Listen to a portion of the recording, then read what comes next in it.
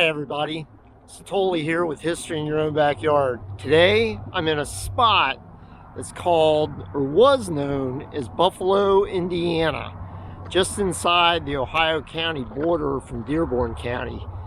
It's not much of a town anymore. It's almost like a ghost town, but there's a good story behind it. Stay tuned and we'll check it out.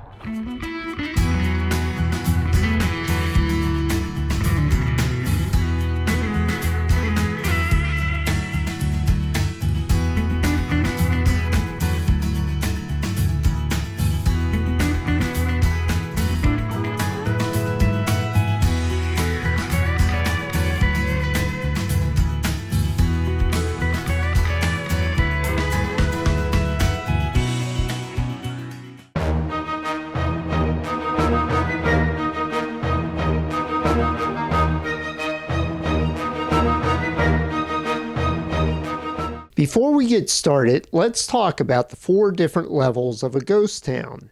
If you've already seen my introduction to ghost towns, skip ahead to about the 4.5-minute timestamp.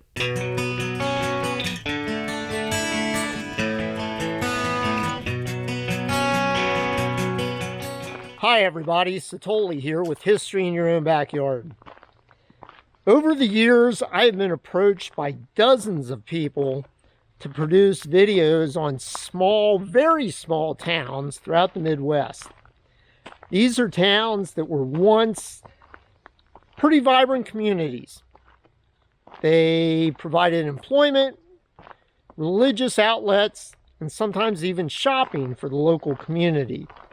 But now, for whatever reason, they have shifted population-wise due to lack of employment, natural disasters, or disease.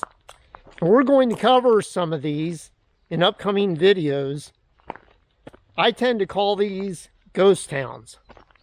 There's nothing spooky about these towns. They're just small towns. They're only a shell of what they were in the past. So stay tuned and we'll go over the 4 different levels of a ghost town.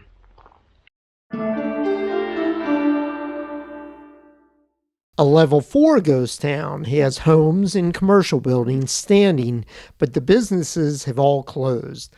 The ghost town of Wiseburg, Indiana is a good example of this, with the general store and the blacksmith shop still standing, but no longer in business. See the video link in the description below.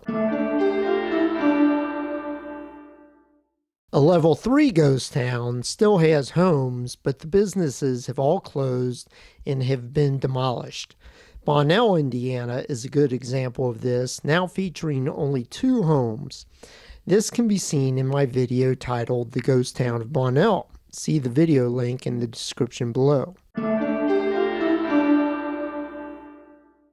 A level 2 ghost town is no longer occupied and only features the remains of the homes and businesses that were bustling with activity years ago.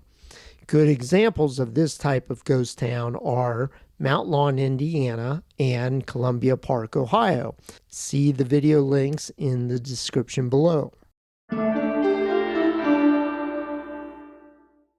A level 1 ghost town is completely gone. No foundations and no evidence of any human habitation. An example of this would be my video on the LaGrange Phalanx in Brushy Prairie, Indiana. See the video link in the description below. Like I said, there's nothing spooky about these towns. They're just a shell of their former self, and they're hanging on by a thread. So stay tuned for the series, and we'll see if maybe we even cover your town.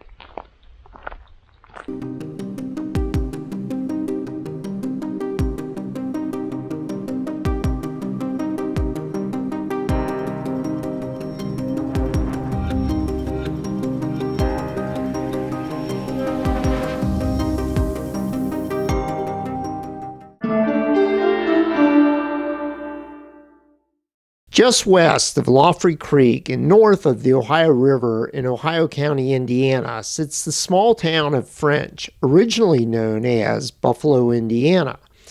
Rumor has it that this level 4 ghost town received its original name of Buffalo when one of Colonel Archibald Lochry's men shot a buffalo near the mouth of Laughery Creek.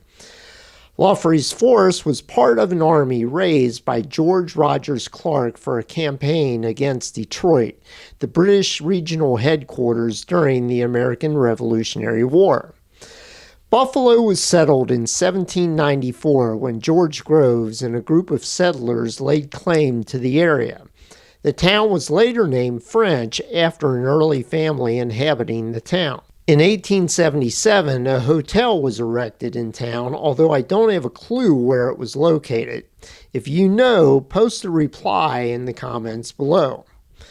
The town never really grew, and even in its heyday in the early 1900s, the only businesses were a blacksmith shop, a grocery store, and a toll gate for the Rising Sun and Laughery Toll Road. Only about a half a dozen homes remain that were built before 1900 or at the turn of the century.